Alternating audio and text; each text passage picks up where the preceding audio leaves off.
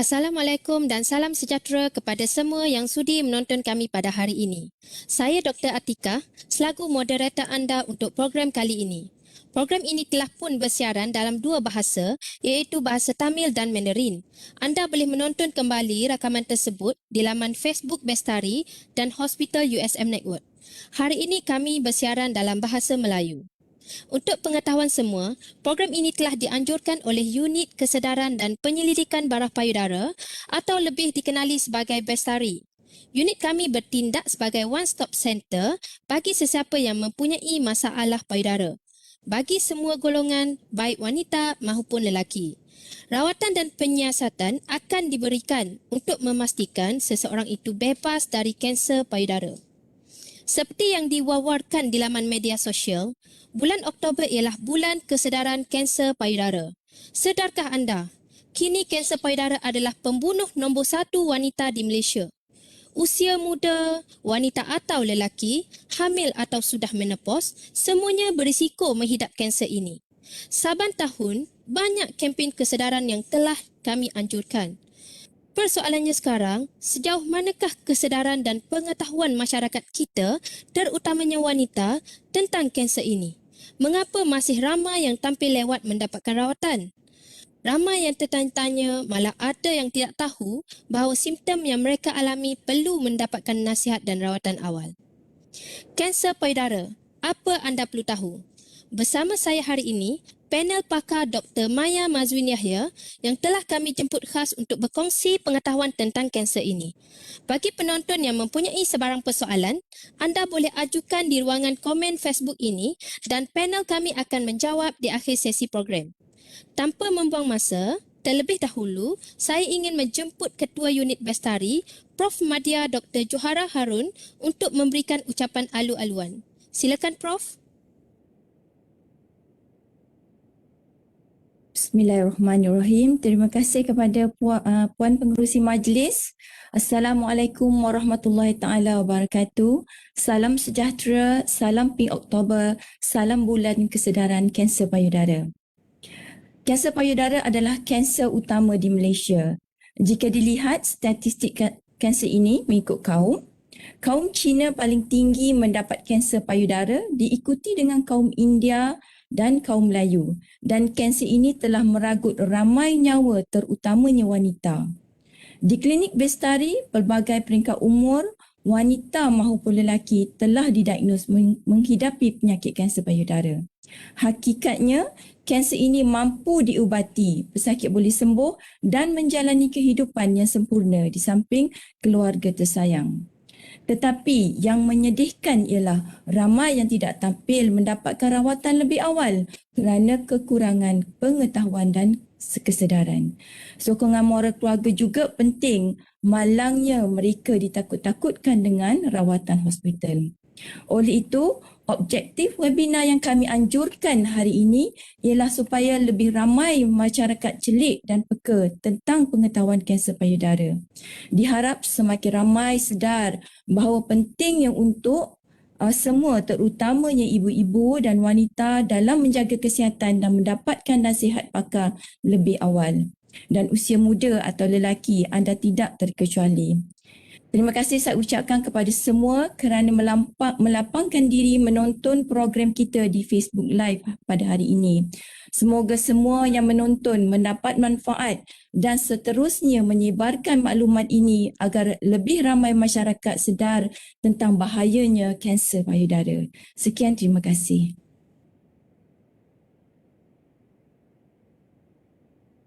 Terima kasih Prof. Johara di atas ucapan itu tadi. Betul tu Prof, jika pesakit dapat didiagnos awal, ramai yang telah berjaya sembuh sepenuhnya dan hidup bahagia di samping yang tersayang. Besar harapan kami sebagai doktor yang merawat untuk melihat lebih ramai masyarakat sedar tentang kanser ini. Sebarang permasalahan tentang payudara, tampillah awal untuk mendapatkan nasihat pakar. Kami sedia membantu anda. Seterusnya, izinkan saya memperkenalkan panel kita pada hari ini, Dr. Maya Mazwin Yahya. Beliau merupakan pensyarah dan pakar bedah payudara dan endokrin, merangkap Ketua Jabatan di Jabatan Surgery Hospital USM. Beliau merupakan lepasan graduan Universiti College Cork Ireland dan menyambung sarjana sejeri di Universiti Sains Malaysia Kubang Krian. Beliau mengambil sub kepakaran dalam bahagian pembedahan payudara dan endokrin di Hospital Raja Perempuan Zainab II, PPUKM dan Nippon Medical School Hospital Tokyo, Jepun. Beliau telah terlibat dan menyumbang dalam banyak kajian yang berkaitan dengan kepakaran beliau. Sekarang saya mempersilakan beliau untuk berkongsi apa yang anda perlu tahu tentang kanser payudara. Anda ada sebarang keraguan atau persoalan, ambillah peluang keemasan ini untuk bertanya kepada Dr. Maya. Sila type soalan anda di ruangan komen di bawah dan beliau akan menjawab di akhir sesi hari ini. Silakan Dr. Maya. Assalamualaikum dan selamat petang. Terima kasih kepada Puan Pengerusi Majlis, Dr. Atika dan juga Puan Pengerusi Unit Bestari, Profesor Madya Dr. Johara Harun.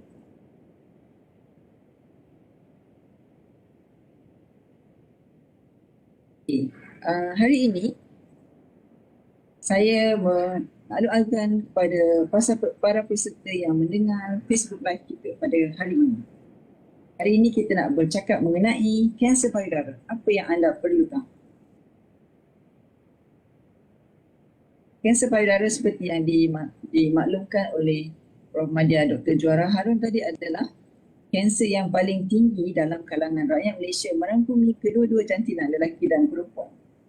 Betulkah? Ya, kerana sebanyak 19% daripada kanser yang didiagnos pada tahun 2012 hingga 2016 adalah kanser payudara dan diikuti agak jauh oleh kanser kolorektal ataupun kanser usus. Ini adalah perbandingan 10 kanser yang paling kerap dalam kalangan semua rakyat Malaysia pada tahun 2012 dan 2016. Ini semua rakyat Malaysia, kedua-dua jantina ya. Apabila kita pisahkan peratang kanser yang paling kerap dalam kalangan wanita di Malaysia, bila kita pisahkan kedua-dua jantina itu, kita boleh dapat lihat yang kanser payudara meninggalkan jauh kanser kolorektal yang mendapat tempat kedua lebih daripada 20%, yang mana 34%-nya adalah kanser payudara. Dan yang lelaki, kanser paling tinggi adalah kanser kolorektal ataupun kanser usus. Apakah yang dimaksudkan dengan kanser payudara?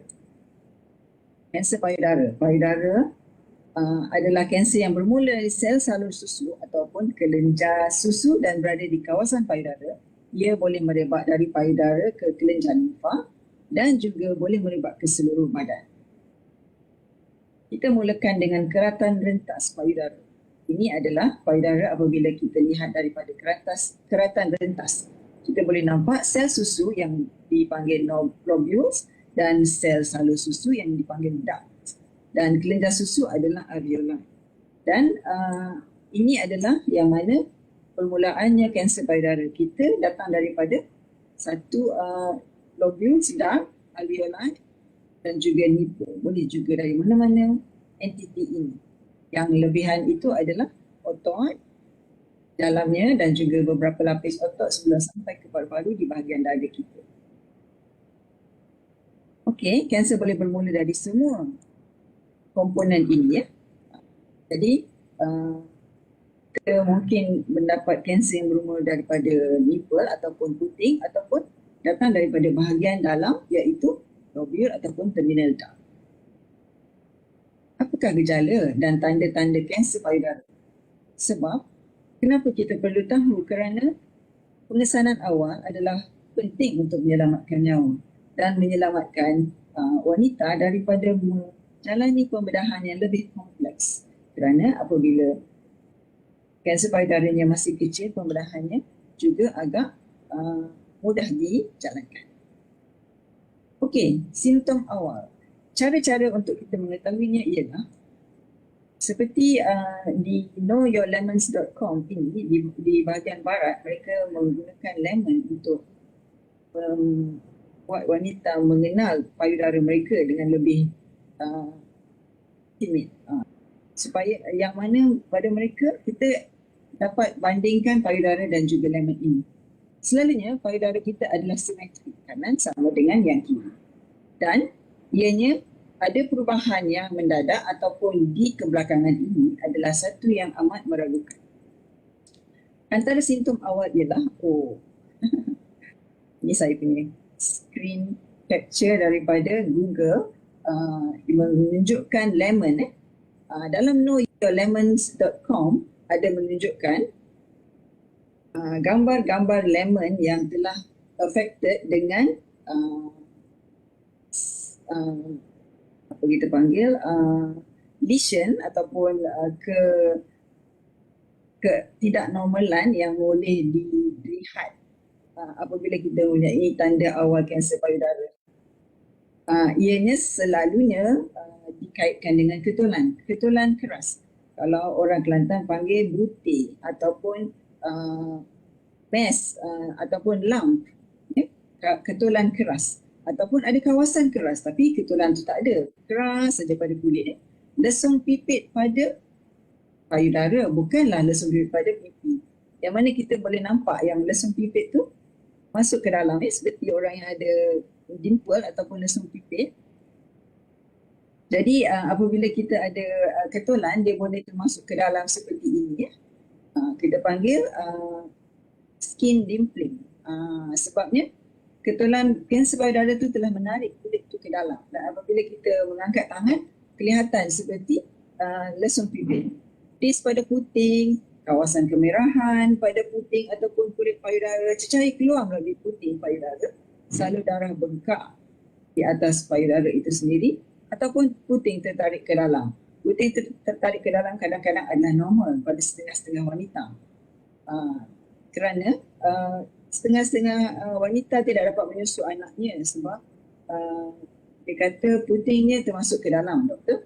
Tapi memang sudah begitu sejak awal lagi. Jadi yang itu tidak apa. Cumanya yang kalau benda-benda puting termasuk ke dalam ini berlaku sejak kebelakangan ini ataupun dalam masa 6 bulan, 3 bulan terakhir. Mungkin ada satu ketulan di bawah puting itu yang mana ia telah membuatkan puting itu tertarik ke dalam. Kudis pada kulit, bentuk payudara yang berubah tidak simetri. Mula-mula kita tengok nipple ataupun puting adalah sama duduknya ni.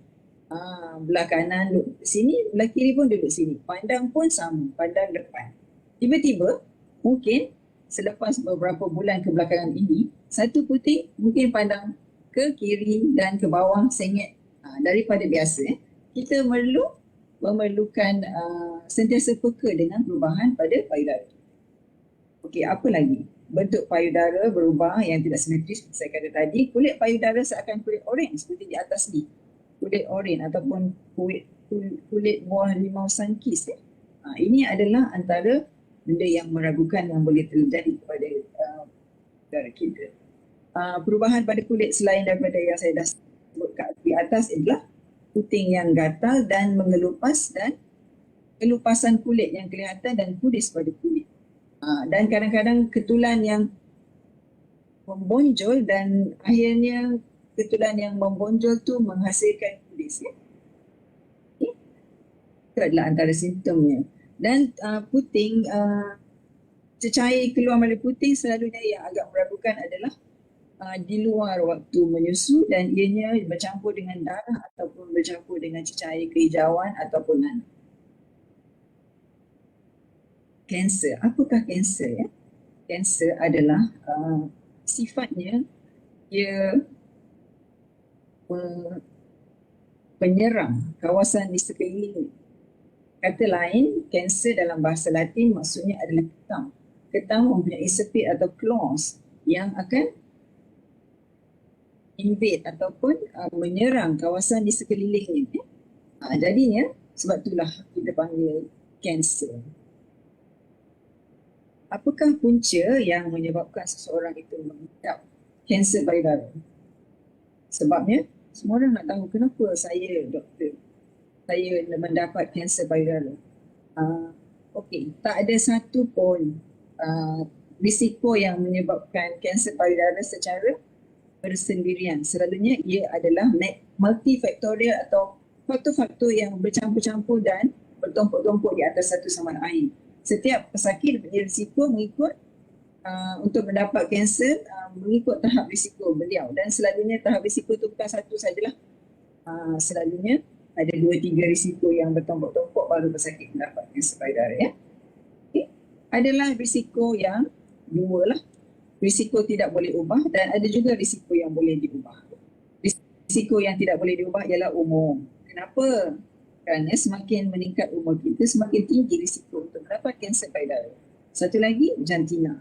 Sebab kanser payudara adalah di payudara dan wanita tidak lari dari mempunyai payudara, jadinya risikonya lebih tinggi pada wanita. Walau bagaimanapun, orang lelaki tak boleh mengatakan, oh saya boleh bersenang lenang, bersenang hati tak dapat dekat saya. Tapi anda juga harus berwaspada kerana 1% dari pesakit kanser payudara adalah lelaki. Katalah ada 100 pesakit kanser payudara, seorang daripadanya adalah lelaki. Sejarah keluarga, memang genetik adalah amat penting dalam kejadian kanser payudara. Selalunya mereka mungkin membawa genetik yang abnormal seperti PRCA, POP2, ATM dan CHEK2. Antaranya yang mungkin tidak membawa apa-apa yang mungkin akan menambahkan risiko anda mendapat kanser payudara. Dan selalunya jika ada adik-beradik ibu ataupun adik-beradik wanita itu sendiri yang telah mendapat kanser payudara, risikonya juga tinggi. Apakah faktor yang tidak boleh diubah, risiko yang tidak boleh diubah lagi ialah faktor peranakan. Mula datang haid dan bilakah sakit itu menopause. Kerana lagi lama dia terdah kepada kitaran estrogen, mungkin semakin tinggi risiko untuk mendapat kanser payudara. Pesakit yang sebelum ini pernah dapat kanser payudara, jadi risikonya masih ada walaupun kanser payudaranya telah diubati tahun yang lepas.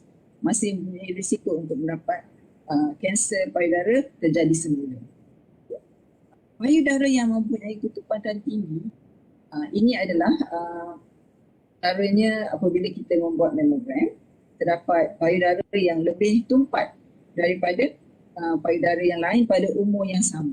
Jadi apabila seorang pesakit itu mempunyai payudara yang lebih tumpat, dua kali secara scattered ataupun terdapat di beberapa tempat ketumpatan itu, terdapat 2 kali risiko lebih tinggi untuk mendapat kanser payudara, dan jika ketumpatan itu keseluruhan payudara, ada 4 kali lebih tinggi risiko untuk mendapat kanser payudara.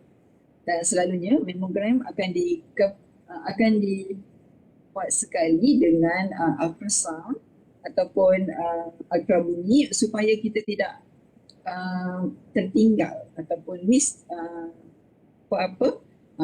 ketulan yang tidak boleh dilihat. Apabila pesakit itu mempunyai payudara yang berketumpatan tinggi. Okay. Apakah risiko yang kita boleh ubah supaya kita boleh kurangkan risiko untuk mendapat kanser payudara? Yang tadi tu memang tak perlu. Kalau memang dah ada genetik tu, kita tak boleh nak elakkan lah, ya. Satu, risiko boleh ubah ialah faktor peranakan. Tidak pernah beranak atau tidak pernah menyusui anak. This is by choice. Setengah wanita telah memilih untuk tidak beranak atau tidak menyusui anaknya.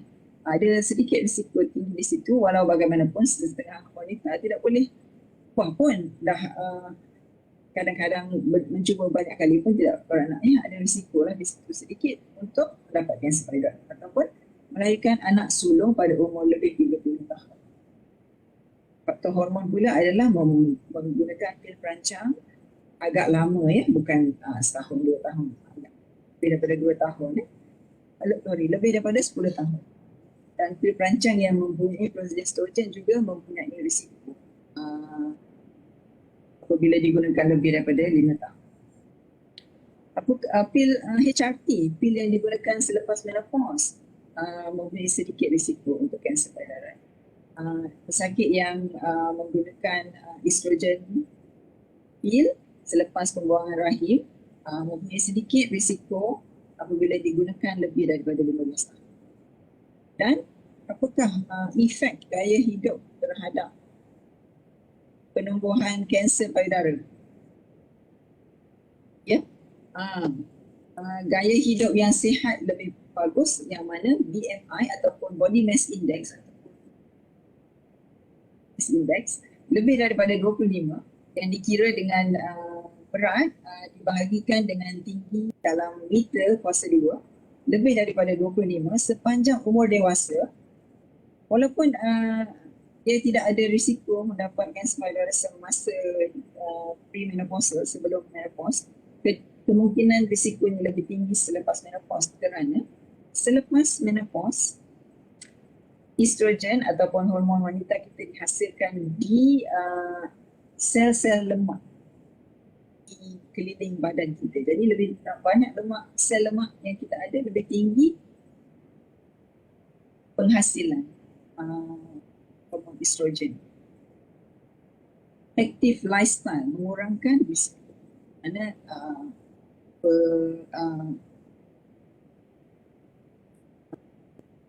yang mana kita menambahkan exercise ataupun buat larian ataupun gunakan basikal untuk exercise akan mengurangkan risiko. Dan pada zaman pesakit itu muda, mungkin mereka telah terdedah kepada radiasi untuk rawatan lain seperti limfoma. Terdapat juga risiko untuk mendapat kanser payudara apabila radiasi ataupun treatment radioterapi itu diberikan di bahagian dada. Jadi yang ni kita boleh ubah dan kita cubalah kalau untuk mengelakkannya. Okay, siapakah sasaran yang paling tinggi untuk mengidap penyakit kanser payudara dan mengapa? Sejarah keluarga memang berisiko yang tinggi. Penggunaan pil perancang yang lama dan berterusan boleh merangsangkan pertumbuhan kanser payudara daripada 10 tahun. Mereka yang sudah berusia, bila umur meningkat, risiko lebih tinggi. Tapi ini adalah faktor-faktor yang kita panggil bercampur-campur kerana ia memerlukan beberapa faktor untuk kita punya genetik tu boleh rosak. Ya? Okay, inilah antaranya yang menunjukkan risiko kita semakin tinggi apabila umur meningkat. Ini adalah NCR, National Cancer Registry pada tahun 2012-2016 tadi. Yang mana ini adalah kanser yang menyerang wanita. Payudara, usus, pangkal rahim dan ovari. Yang pertama ialah payudara, kedua kolorektal ataupun usus, ketiga adalah pangkal rahim. Yang mana umur meningkat 40 dan 44 dia mula semakin ramai pesakit. Dan yang paling ramai adalah pada umur 60 hingga 60. Jadinya masa ni ramai yang sudah menopause tapi masih ada lagi risiko untuk mendapat kanser payudara. Bagaimanakah kita nak diagnosa untuk kanser payudara ni? Kita panggil cara-caranya ialah triple assessment. Macam mana triple assessment ni, doktor? Macam ni, saya akan ambil cerita daripada puan. Ceritalah bila ada ketulan ni bermula, bilakah ada cecair keluar daripada puting ni bermula, dan cerita lain lah. Seperti puan ada anak, berapa orang, pernahkah dalam keluarga mempunyai kanser payudara juga. Selepas itu kita teruskan dengan pemeriksaan. Yang ini kita panggil clinical examination. Dan kedua, kita akan hantar ke Prof. Madia, Dr. Johara Harun untuk penyiasatan radiologi pengimejan, yang mana kita akan buat mammogram dan atau ultrasound. Dan selepas itu kita akan buat biopsi. Biopsi adalah untuk mengambil sedikit sampel dari ketulan itu supaya dapat diberikan diagnosa yang pasti, sahih. Betul ini kanser ataupun bukan kanser. Mammogram untuk wanita berumur 40 tahun ke atas dapat melihat ketulan ataupun calcification, digunakan untuk screening ataupun saringan mereka yang berisiko ataupun penyiasatan untuk pesakit yang mengadu mempunyai simptom-simptom ketulan ataupun sakit ataupun keluar cecair pada puting payudara ini ataupun termasuk ke dalam putingnya. Sakit ke buat mamogram ini? Sebenarnya itu sakit atau tidak adalah relatif. Setengah-setengah pun sakit, kata tak sakit, cumanya tak berapa selesa kerana payudara akan dipicit untuk sementara X-ray ini akan menghasilkan filem dan filemnya akan ditangkap di bawah ini, ya. Dan kita akan membuat 4 kali, belah kanan 2 kali, belah kiri 2 kali. Jadi memang tak selesa sikit, ya. Tapi sekarang ni sakit tu dah kurang. Selepas itu kita akan buat ultrasound. Ultrasound ataupun ultrabunyi adalah yang menggunakan sonogram, menggunakan bunyi yang mana dia boleh melihat ketulan dan ketulan itu dapat ditafsirkan sama ada ianya berbahaya ataupun tidak berbahaya. Selalu akan bagi scoring menggunakan birat scoring. Dan selalunya kita akan nasihatkan puan untuk diambil sampel jikanya anda mempunyai scoring 4 ke atas, 4 dan 5. Okey, selepas pengimejan diagnostik, mamogram dan ultrasound selalunya saling memenuhi. Setengah-setengah pesakit akan dibuat kedua-duanya sekali. Tapi untuk mereka yang di bawah 40 ataupun di bawah 35, kadang-kadang kita akan buat ultrasound dan MRI kerana kadang-kadang payudara tu masih tumpat ataupun dense, jadi tidak kelihatan apa-apa dengan mamogram. Tapi mereka saling memenuhi, ya. Jika dengan dua penyiasatan ini masih belum mencukupi, kita memerlukan pengimejan tambahan iaitu magnetic resonance imaging. Okey, biopsi. Biopsi ni orang paling takut, kerana pesanan orang tua, jangan beri kena besi. Sebabnya kena besi akan menyebabkan ia merebak, doktor. Betulkah? Okey, beginilah. Kita kupas secara dua. Biopsi boleh diambil secara FNAC, pengambilan sel, ataupun biopsi true cut, pengambilan tisu. Selalunya FNAC sudah memadai, walau bagaimanapun selalunya biopsi true cut adalah lebih jitu dan sahih keputusannya, yang mana dapat dilihat reseptor status ataupun boleh load sel tisu kanser itu kepada rawatan-rawatan tertentu, ya. Jadi yang kedua ni adalah lebih jitu. Walau bagaimanapun saya nasihatkan jangan risau, pengambilan tisu tidak akan menyebabkan kanser cepat merebak. Yang menyebabkan ia merebak ialah apabila kita ambil tisu, lepas tu kita tak datang dah appointment dan tinggalkan sahaja. Selalunya kita ambil tisu kerana kita akan pastikan adakah itu kanser atau bukan, dan kita akan pastikan kita akan memberi pelan rawatan yang betul kepada puan-puan dan juga keluarga. Okey, kanser. Tahap kanser, adakah ada harapan untuk sembuh? Okey, ini yang kita katakan, kita kena kesan awal, sebabnya pengesanan awal akan menyebabkan prognosis kanser payudara lebih baik. Prognosis adalah istilah perubatan untuk meramalkan kemungkinan penyakit yang diharapkan atau dijangkakan, termasuk sama ada tanda dan gejala akan bertambah baik atau bertambah buruk, dan seberapa cepat ataupun tetap stabil dari masa ke semasa, jangka kualiti hidup dan jangka hayat. Selalunya untuk kanser kita panggil, ianya dikira secara 5-year survival rate dalam masa 5 tahun peratusan pesakit yang masih hidup. Macam mana ni? Dianya diraikan mengikut tahap kanser payudara itu sendiri, ya. Sebab tu kita minta sangat puan-puan datang pada peringkat awal. Kenapa? Kerana apabila peringkat awal iaitu tumor ataupun ketulan yang masih kurang daripada umum saiz 5 cm, iaitu T1 dan T2 ini adalah stage-nya di sini, ya. lebih kurang stage 2B. Nanti kita tengok stage 2B ni berapa kapasitas, stage 2 lah berapa kapasitasnya. Ini adalah ketulan kelenjar limfa, nodus limfa di bawah ketiak kita, sama ada ianya bengkak ataupun boleh digerakkan pada di tempat yang sama, kita panggil N1, N2 yang sama, kelenjar yang bahagian yang sama dengan bahagian kanser. Walau bagaimanapun dia sudah tidak boleh digerakkan, seperti dekat di situ.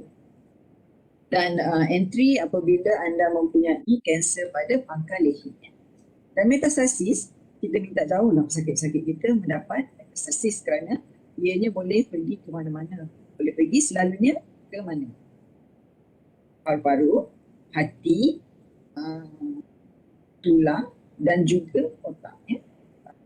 Dan ia akan menyebabkan komplikasi selain daripada ketulan di payudara. Ia boleh menyebabkan air dalam paru-paru, ia boleh menyebabkan sakit kuning disebabkan oleh banyaknya sel kanser di dalam hati, ataupun boleh menyebabkan patah tulang yang selalunya tidak, yang agak kuat. Tulang kita agak kuat. Apabila kanser ni sudah duduk di dalam tulang, ia akan menjadikan yang reput dan rapuh dan boleh mudah patah. Kita panggil pathological fracture. Okey, inilah survival ataupun prognosis diambil kira dengan tahap. Bila tahap 1, survival ataupun jangkaan hidup selama 5 tahun adalah hampir 100%.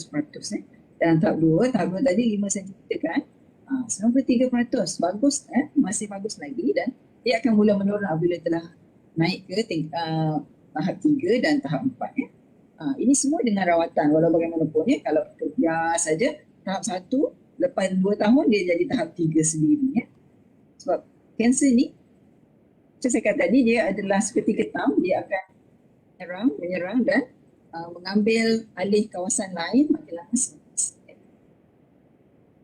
Apakah rawatan yang diberikan kepada sakit kanser payudara? Sakit paling takut apabila kita sebut pembedahan, rawatan sistemik iaitu kemoterapi atau antihormon atau targeted therapy dan juga radioterapi. Semua rawatan ini adalah saling memerlukan. Tiada satu rawatan yang mencukupi apabila ia berdiri dengan sendiri. Dia mesti saling memenuhi dengan yang lain. Cara perawatannya ialah pembedahan. Pembedahan jika ianya kecil, kurang daripada 4 cm, boleh buat pembedahan yang membuang ketulan sahaja. Belum habis lagi. Ini untuk payudara. Untuk kelenjar limfa pula, kita boleh buat sentinel node biopsy ataupun nak buang kelenjar limfa tu dalam sebiji atau 2 biji, paling-paling 3-4 biji sahaja, untuk cari kalau ada kanser, anak kanser yang melekat pada kelenjar limfa di bawah kita. Ataupun axillary node dissection, yang mana kita buanglah dalam 20 butir kelenjar limfa di bawah ketiak ini, yang mana kenapa? Sebab selalunya memang hampir 90% daripada limfatik, saluran limfatik daripada kanser payudara akan pergi ke bawah ketiak kita ni. Pembedahan lain untuk payudaranya ialah mastektomi. Ini pesakit paling takut. Mastektomi ni buang semua payudara. Kita akan buat untuk pesakit yang betul-betul memerlukan. Untuk mereka yang boleh diubati dengan white local excision, kita akan ataupun pembedahan membuang ketulan sahaja bersama dengan kelenjar limfa. Sebab itulah kita harap tuan-puan datang pada saiz yang kecil dan pada yang simptom-simptom awal. Onkoplastik surgery adalah apabila kanser payudara tu agak lebih daripada 4 cm, tapi kurang daripada 6 cm, kita masih boleh membuat operasi sendiri tanpa membuat mastektomi. Walau bagaimanapun ada beberapa benda yang harus syarat-syarat yang harus dipenuhi, seperti semua kawasan-kawasan sempadan yang kita buang itu adalah tidak dihidapi oleh kanser payudara dalam masa pembedahan. Kita boleh juga buat pembedahan jika juga besar lebih daripada 4 cm dan payudaranya mungkin akan kelihatan abnormal. Selepas itu kita boleh buat reconstruction menggunakan local flap ataupun memusingkan sel-sel ataupun kulit dan lemak daripada keliling payudara itu untuk menutup kawasan yang kekurangan supaya tidaklah kelihatan cacat sangat. Satu lagi, kita boleh buat mastectomy dengan reconstruction, yang mana pakai bedah plastik ataupun pakai bedah breast reconstruction, konstruksi payudara boleh membina semula payudara baru sama ada dengan sel kita sendiri yang mana autologous ataupun daripada implant yang menggunakan silikon. Selepas pembedahan, ini adalah gambar-gambar. Selepas pembedahan, kita mulakan rawatan sistemik. Rawatan sistemik ni adalah rawatan yang sampai ke seluruh badan. Contohnya kemoterapi. Kemoterapi adalah digunakan untuk membunuh sel yang sentiasa beranak ataupun sentiasa jadi memecah dua, yang sentiasa aktif. Jadinya dia tidak akan menyerang sel lain yang seperti sel otot kita, sebab mereka tu semua dah stable. Cuma sel kanser adalah aktif. Mereka ni sentiasa replicating ataupun sentiasa buat berpecah dua dan jadi banyak-banyak. Jadi dia adalah sesuai untuk diberi kemoterapi. Rawatan lain adalah anti-hormon. Untuk mereka yang sebelum menopause adalah tamoxifen. Selepas menopause kita bagi aromatase inhibitor. Okey, ini ada rawatan sistemik yang lain. Antara ini ialah targeted therapy, dipanggil anti-HER2 therapy, yang mana ianya akan block ataupun mengelakkan daripada HER2 ni melekat dekat sel tu untuk hidupkan sel kanser yang berpotensi, sel payudara untuk yang berpotensi untuk menjadi kanser dan dia menghalang daripada kanser itu berlaku. Rawatan seterusnya adalah radioterapi. Sinaran dari luar boleh diberikan, ini adalah dilakukan selepas pembedahan. Dan sinaran semasa pembedahan boleh dilakukan jika ketulannya lebih kurang daripada 4 cm dan memenuhi syarat. Walau bagaimanapun, servis ini tiada di hospital kita, yang mungkin ada ialah di Universiti Malaya ataupun di beberapa tempatan swasta. Okey, apakah langkah-langkah pencegahan yang kita perlu lakukan untuk mengelakkan daripada menghadapi penyakit kanser payudara? Kita kena ketahui risiko kita. Kalau dah ada adik-beradik, adik-beradik emak ataupun ibu sendiri mendapat kanser payudara, kita haruslah mendapat konsultasi awal untuk bertanya mengenai dan datang awal jika ada simptom. Sakit di luar waktu sebelum haid. Selalunya wanita akan sakit pada payudara ni sebelum haid. Seminggu sebelum haid tu dia akan rasa sakit. Tapi lepas haid datang, dah tak sakit. Tapi ni sakit dia sentiasa. Boleh juga datang untuk bertanyakan sama ada ia ni berbahaya atau tidak. Untuk mereka yang berisiko, kita perlu pergi buat saringan. Supaya dapat pengesan awal. Kerana mamogram tadi kan saya kata boleh melihat classification ataupun butir-butir kalsium yang terdeposit semasa kanser mula terbentuk. Kenapa? Kerana perawatan awal menyelamatkan nyawa dan memudahkan cara perawatan. Kita tak habis bulat. Kalau tak, kita punya ammunition ataupun peluru untuk menyerang kanser payudara yang dihadapi itu semakin lama semakin kurang. Jadi bila datang awal, kita boleh guna banyak. Kanser payudara adalah satu kanser yang membunuh. Walaupun dia tidak berlaku semasa diagnosis, dia boleh berlaku berpanjangan. Mungkin kita akan melihat saudara mara kita yang telah terkena kanser payudara ini terpaksa menghadapi sakit yang berpanjangan. Mungkin tulangnya patah ataupun paru-parunya berair, terpaksa masukkan wayar untuk keluarkan air tersebut. Okay, nasihat saya sentiasa berwaspada, lakukan self-breast examination ataupun pemeriksaan payudara sendiri seminggu selepas haid. Untuk mereka yang sudah menopause atau putus haid, boleh pilih satu tarikh setiap bulan untuk dilakukan pada tarikh yang sama setiap bulan. Bagaimana tata caranya? Okay, saya ada tata cara ini dalam bahasa Inggeris, tapi tak apalah, saya boleh explain. Okay. Okay. Bagaimana caranya untuk kita periksa? Kita berada di dalam bilik air, di depan cermin, buka baju sehingga pinggang, dan kita lihat di hadapan cermin.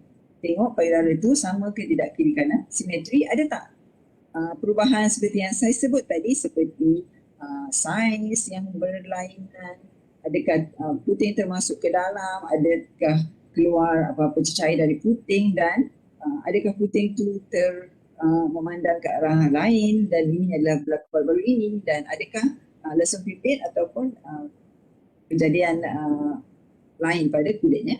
Lepas tu angkat tangan, kedua-dua belah tangan, tengok lagi simetri, tengok lagi apa-apa perubahan. Lepas tu bongkokkan badan ke depan, tengok lagi, dan juga selepas tu cekak tangan di pinggang dan tekan, tengok jika ada apa-apa perubahan. Sudah habis melihat, kita akan periksa payudara. Ya, baring, letakkan bantal kecil ataupun towel yang dilipat-lipat di bawah belikat ataupun bahu kanan untuk periksa payudara kanan menggunakan tangan kiri. Gunakan clockwise method ataupun zigzag method ataupun radial ataupun macam pizza slice punya method. Apabila kita dah belajar satu method ataupun cara tu, kita guna cara yang sama supaya kita tidak tertinggal apa-apa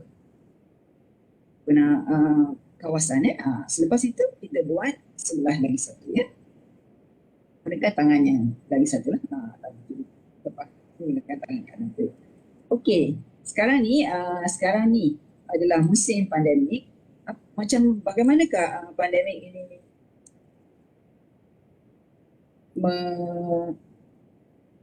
mengganggu perawatan kanser payudara? Ya? Antaranya ialah kita mempunyai prioriti untuk kedatangan pesakit ke klinik. Ya? Mereka yang mendapat prioriti tinggi adalah mereka yang selepas pembedahan tidak stabil, seperti mempunyai jangkitan kuman atau mempunyai darah beku. Dan juga kanser payudara yang dikesan semasa mengandung. Selepas itu, high ataupun medium prioritinya adalah kanser payudara yang baru dikesan. Dan kita nak bagi tahu pesakit yang kebetulan ini adalah kanser payudara. Dan pesakit yang dalam proses rawatan dengan simptom baharu atau kesan sampingan. Kesan sampingan kemo ataupun kesan sampingan pembedahan. Dan juga untuk imaging ataupun sakit manakah yang mendapat prioriti untuk dibuat mammogram ataupun ultrasoundnya adalah sakit yang mempunyai ketulan. Baru jumpa ketulan ni, doktor. Dan juga tanda-tanda lain kanser payudara seperti bila doktor periksa bawah ketiak dia, ada ketulan pula. Dan bukti-bukti klinikal yang pasien ni dulu pernah ada kanser payudara, nampak macam jadi semula. Dan ataupun bila kita dah buat pengimejan yang ianya diketahui adalah PIRADS 5 ataupun satu keputusan yang agak ragu-ragu, yang meragukan mungkin kanser payudara. Dan yang mana bila kita buat ambil sampel tu juga adalah dan keutamaan untuk pesakit untuk menjalani pembedahan ialah juga pesakit yang mempunyai komplikasi kanser payudara dan pembedahan bina sempurna payudara yang mempunyai komplikasi iskemia, dan pesakit yang mempunyai kanser invasif yang memerlukan kebijakan dari pelbagai unit seperti pesakit yang mengandung. Itu sajalah untuk nasihat saya pada hari ini. Saya harap ianya dapat memberi manfaat kepada para penonton yang hadir pada hari ini. Dan juga jika ada apa-apa soalan boleh diajukan kepada chat box ataupun pada di chat box Facebook Live kita pada hari ini.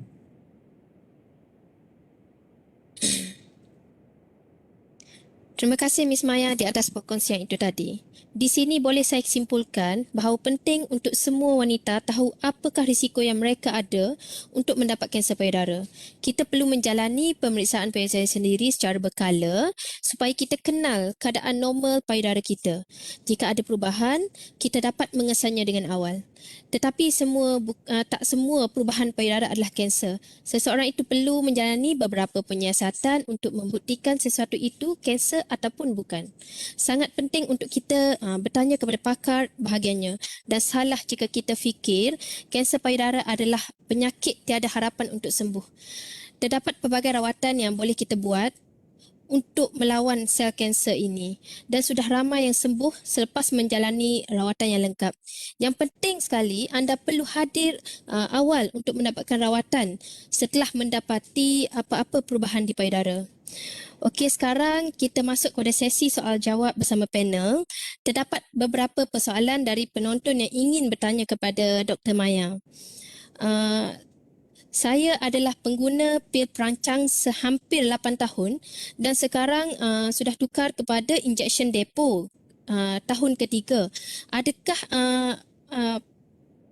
pesakit ini, adakah wanita ini berisiko tinggi dan jika betul adakah ada cara lain untuk kontraseptif method yang lebih selamat?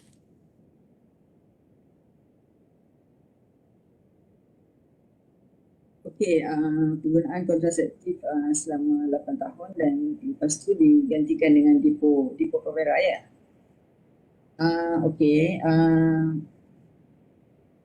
sekarang ni kita kena tengok apakah umur sakit dan juga apakah tujuan kontraseptif.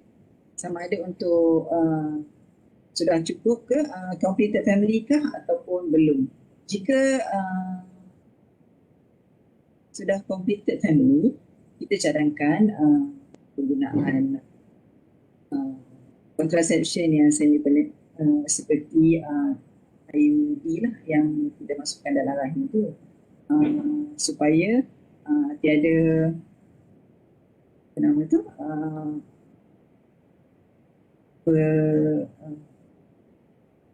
tak ada gangguan kepada hormon kita ya. Walau kita memang agak arif yang penggunaan pil perancang pada zaman ini adalah agak rendah kontennya berbanding dengan zaman dahulu, tapi still estrogen yang digunakan tu adalah super physiological, adalah lebih tinggi daripada keperluan fisiologi kita. Jadi jika katalah sakit sudah tidak ada macam complete family lah, anak semua dah cukup, umur pun dah 25 ke atas, boleh pergilah untuk reception.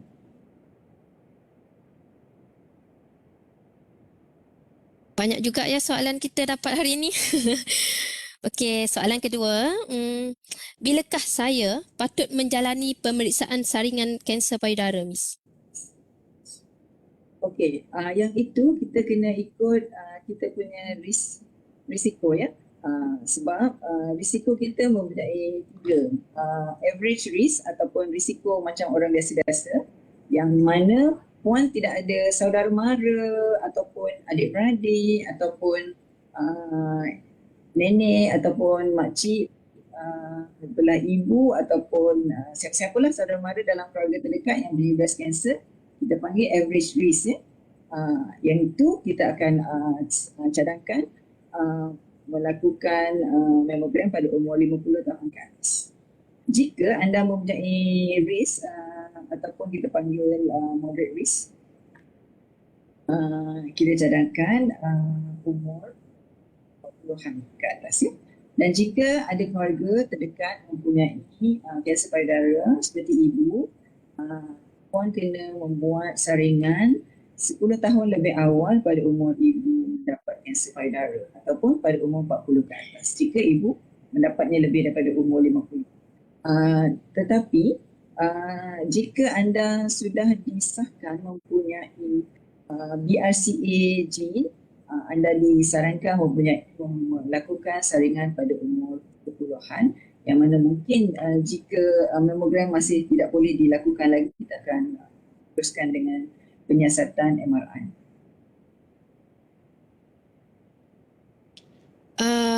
Dr. Maya, adakah prosedur mamogram ini berbahaya untuk seseorang itu? Adakah mempunyai kesan radiasi sendiri? Okey, memang setiap apa radiasi pun ada mempunyai sedikit kesan pada badan kita ya. Walau bagaimanapun kesan radiasinya agak sedikit, minimum yang mungkin yang tidak akan menyebabkan ataupun menghidupkan sel kanser itu sendiri, kerana kita akan hanya melakukan mamogram ini pada setiap tahun, bukannya kurang daripada setahun ya. Jadi dan sekarang dengan kemajuan semasa kini, penyiasatan mamogram penghasilan radiation daripada X-ray itu sendiri sudah dikurangkan kepada yang agak minimum. Okey, soalan yang seterusnya yang selalu kita mendapat pertanyaan daripada pesakit-pesakit di klinik lah, mengapa mereka masih mendapat kanser payudara walaupun tidak mempunyai sejarah keluarga yang pernah menghidap kanser payudara? Adakah sebenarnya mereka berisiko juga untuk mendapat walaupun tidak mempunyai sejarah keluarga?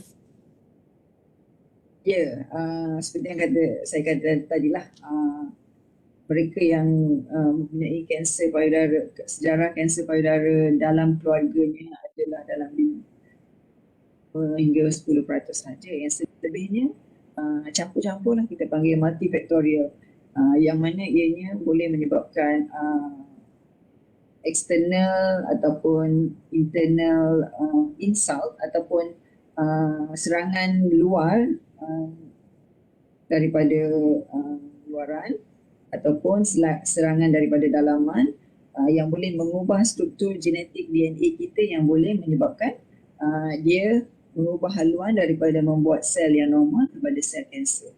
Dan selalunya ialah memang ramai pesakit kita pun tak ada orang lain pun dalam keluarga dia yang kanser payudara. Ada anak 8 pun, semua anak diberi susu badan, tapi saya masih dapat kanser juga. Macam mana doktor? Sebab tu kita ada setengah-setengah perkara tu kita tak boleh explain, ataupun dia mungkin bersangkut paut dengan macam-macam benda seperti karsinogen yang lain.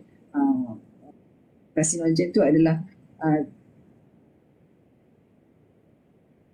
ejen yang boleh menyebabkan kanser sama ada kanser payudara ataupun kanser-kanser lain, ada ejen dia seperti asap rokok, alkohol, makanan yang mempunyai oksidan, yang cause oksidan, yang mana kita perlukan antioksidan. Itu boleh mengubah struktur sel kita, yang mana bila sudah tak betul, dia akan hasilkan anak sel yang tak betul. Tapi badan kita ada production line checker. Dia akan periksa, oh sel ni rosak, dia akan masukkan dalam bakul rosak. Walau bagaimanapun, kadang-kadang checker tu sendiri pun diserang oleh mutasi, yang mana sel yang rosak pun telah dapat replicate dan dihasilkan untuk membesar. Sebab tu kita, kalau memang kita tak boleh buat apa, kita nasihatkan pesakit aware ataupun ada kesedaran ini, yang mana kita boleh datang awal. Jangan nak tunggu dah tak boleh besar ataupun dah kita kata oh saya tak ada risiko, tak payah datang. Kalau ada bukti apa-apa komplain, kita boleh datang ke hospital. Soalan daripada akaun Facebook Ismadura. Jika genetik tu dikira dalam usia berapa, doktor? Sekiranya pesakit tu menghidap dalam usia 60-an dikira faktor genetik juga ke? Atau di bawah umur 50-an dikira genetik? Selalunya mereka yang affected lah dengan genetik ni, dia akan datang pada usia yang lebih muda ya. Bila usia yang lebih muda ni dalam umur 40-an ke bawah atau sampai umur 45, jadi dia masih dikira muda. Sebabnya ia dah kita punya apa nama tu, DNA tu memang dah inline tu untuk jadi rosak ya. Satu lagi saya nak tambah, umur kan, peringkat umur juga, sebab bila makin lama umur kita, kita akan terdedah dengan estrogen yang dalam badan kita hasilkan sendiri. Jadi ianya boleh kan risiko mendapatkan virus. Seperti saya kata tadi kan, makin tinggi umur seseorang tu, semakin tinggi risikonya mendapatkan virus. Sebab tu setengah-setengah pesakit yang tak ada keluarga langsung yang ada sejarah kanser payudara, dia boleh dapat kanser payudara juga. So sebab tu sekarang regardless tak kisah umur berapa pun yang datang ke klinik Bestari sekarang, memang kita betul-betul cek dan pastikan, tak kisah muda, lelaki atau sudah menopause, kita pastikan kita cek betul-betul, pastikan dia bebas daripada sel kanser lah. Okey, ni soalan yang selalu ditanya di klinik juga. Oleh pesakit yang normal, yang ada ketumbuhan yang biasa, yang muda ataupun pesakit kanser sendirilah. Adakah faktor pemakanan dikaitkan dengan penyumbang terjadinya kanser payudara? Dan jika betul, adakah nasihat doktor, apakah nasihat doktor untuk seseorang itu mengurangkan risiko untuk mereka mendapat kanser ini? Okey, pemakanan sudah dibuktikan menyebabkan kanser. Bukan saja kanser payudara lah, kanser usus juga. Ada makanan-makanan tertentu yang menyebabkan kanser payudara, kanser usus dan kanser esophagus ataupun dan juga kanser perut ya. Seperti makanan berjeruk boleh menyebabkan kanser perut dan juga kanser esophagus. Dan makanan seperti daging lembu, daging merah boleh menyebabkan kanser usus. Dan kebanyakannya sekarang kajian sudah dilakukan yang mana makanan-makanan berproses yang mempunyai bahan-bahan tambahan ataupun bahan-bahan awet boleh menyebabkan mutasi kepada sel kita. Apabila mutasi itu berlaku, badan kita akan cek, dan apabila yang menyiasat sama ada sel itu normal ke tidak pun dah rosak, itu yang menyebabkan kanser payudara, kanser usus ataupun kanser esophagus dan juga boleh berlaku. Ianya juga termasuk dengan kanser paru-paru yang disebabkan oleh rokok. Rokok asapnya juga adalah karsinogen. Dia boleh menyebabkan perubahan kepada semua sel. Ya, dan selalu badan kita akan buang sel yang rosak dan buat sel baru. Tapi kadang-kadang tak done. Dia nak buat yang baru tu, yang lama tu dah, yang rosak pun dah sempat tumbuh. Ya. Sebab tu kita kena jalani hidup yang sihat, melakukan exercise 30 minit 3 kali seminggu, makan makanan yang segar dan kurangkan makanan berproses, kurangkan daging merah, walaupun diet rakyat Malaysia ataupun rakyat Asia kurang makan daging merah sebab jarang kita makan steak ke makan dan juga kurangkan makanan yang diawet seperti cured meat,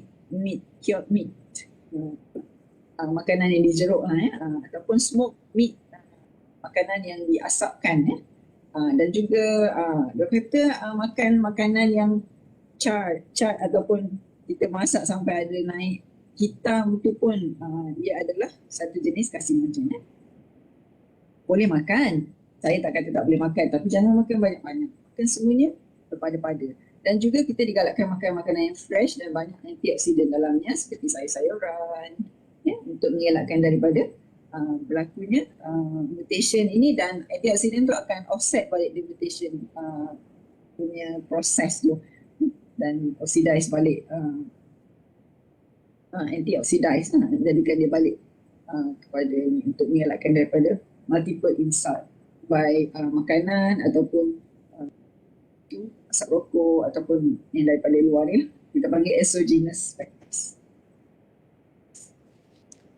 Maksudnya kesimpulannya kita perlu makan makanan yang sihat dan jalani kehidupan seharian yang aktif untuk mengurangkan risiko kita untuk mendapat kanser ini. Okey, baiklah, kita soalan last sekali ya, Dr. Maya. Benarkah penggunaan deodoran dan baju dalam besi sewaktu tidur boleh menyebabkan kanser payudara? Tidak. Memang ini adalah mitos yang selalu ditanya, ya. Tidaklah, tiada kajian yang sahih yang mengaitkan penggunaan deodoran dan juga baju dalam yang ada wire ataupun besi itu menyebabkan kanser payudara. Okey. Diharap penonton jelas dengan jawapan yang diberikan oleh Dr. Maya itu tadi. Terima kasih saya ucapkan kepada Dr. Maya kerana meluangkan masa untuk bersama kita pada hari ini, berkongsi banyak ilmu tentang payudara ini, kanser payudara dengan para penonton semua. Semoga selepas ini semakin ramai masyarakat kita sedar tentang bahayanya kanser payudara ini. Jangan lupa untuk scan kehadiran anda melalui QR code yang dipaparkan di ruangan komen, dan untuk sijil kehadiran, anda boleh berhubung dengan kami di unit Bestari. Maka dengan itu, berakhirlah sesi kita pada hari ini. Semoga anda semua mendapat manfaat daripada program yang telah kami anjurkan. Ingat, jangan takut untuk mendapatkan rawatan awal. Kesan sebelum kesal. Kami di sini sedia membantu anda. Itu sahaja untuk kali ini. Sehingga kita berjumpa lagi. Wabillahi taufiq wal hidayah. Wassalamualaikum warahmatullahi wabarakatuh.